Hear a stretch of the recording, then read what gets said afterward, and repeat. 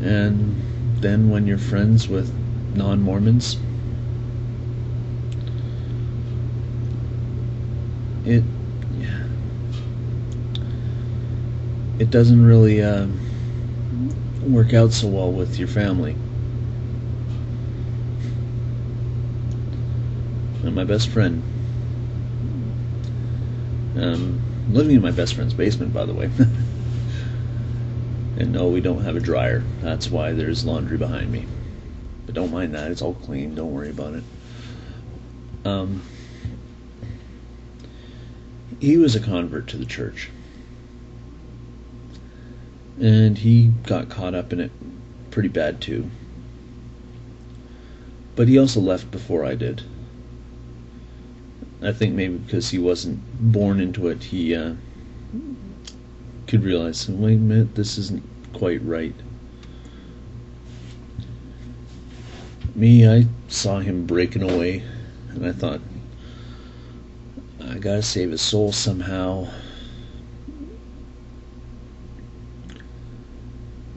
Well, the more I hung out with him, the more I realized I was lying to myself. And I left. I mean,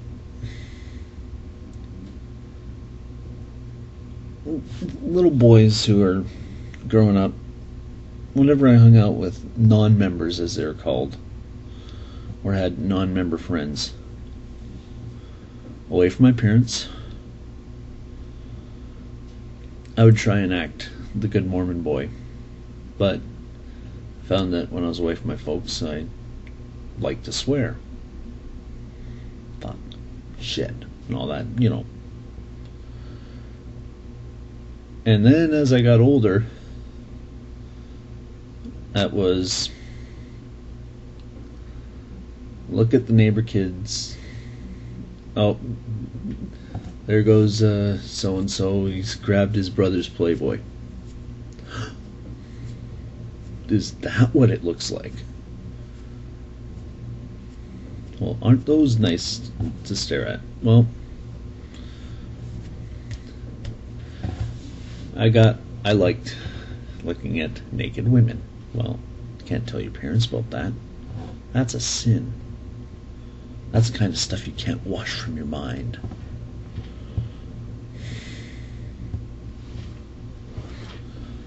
So I felt bad about the fact that I was a boy, and I thought that naked women look nice, and well, that's one of your urges, and well, you can't act on those because, well, those are the devil. Yippee skippy. And I can't really be myself because, well, what would God say? I don't know. I struggled against a lot of what I was taught, even to the point of thinking that I wanted to go on a mission. Go out there like those young men. Well, maybe all that walking could have done me some good, but thinking, I need to leave on a mission. I need to go around and teach the gospel, teach the word. The problem was, I didn't believe the word I wanted to teach. Now, I finally broke to my dad that I wasn't going back. Now, I'm more than just born in the church. My father is a Mormon. his brother and his brother-in-law are bishops. Well, formerly served as bishop. His sister lives right in Cardston with our grandfather, near her.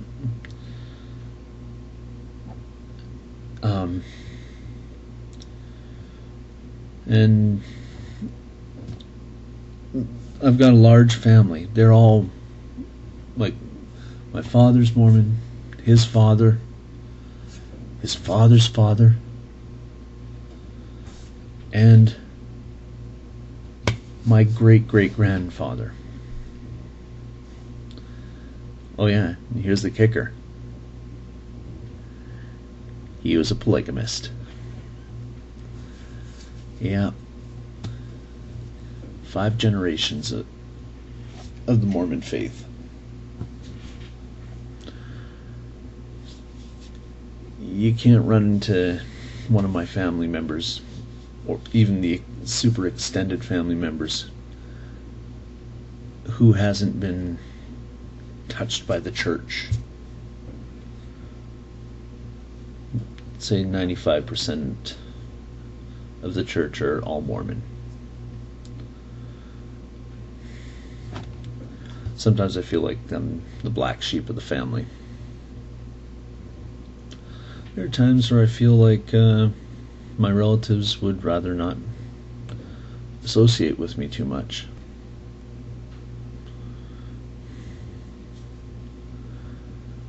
I still love my family very much. My dad is a good man. And he's a sick man. I'm not going to go into his ailments, just that there have been times where I thought we were going to lose him. What pisses me off is my father is such a good man. I was having a hard time believing this kind of benevolent father in heaven would allow him to suffer the way he does.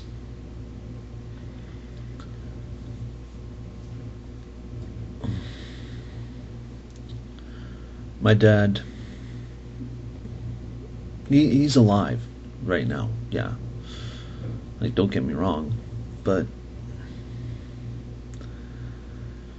half the time, due to his ailments,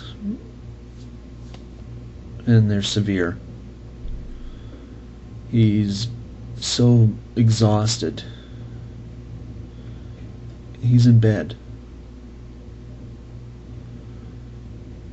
If he falls asleep, he forgets to breathe, sleep apnea. That's just one of the ailments he has. So he lays in bed with this machine that forces oxygen down his gullet or lungs while he sleeps.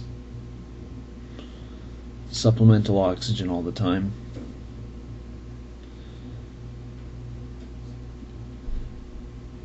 When you hear the strong moral father figure in your family crying out in pain on a regular basis,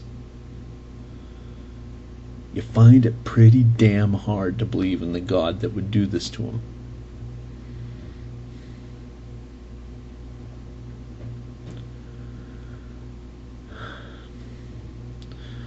So I guess the fact that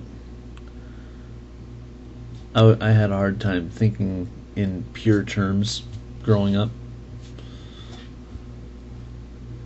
and not feeling overly bad about it, that sort of was one swing of the axe at the old faith tree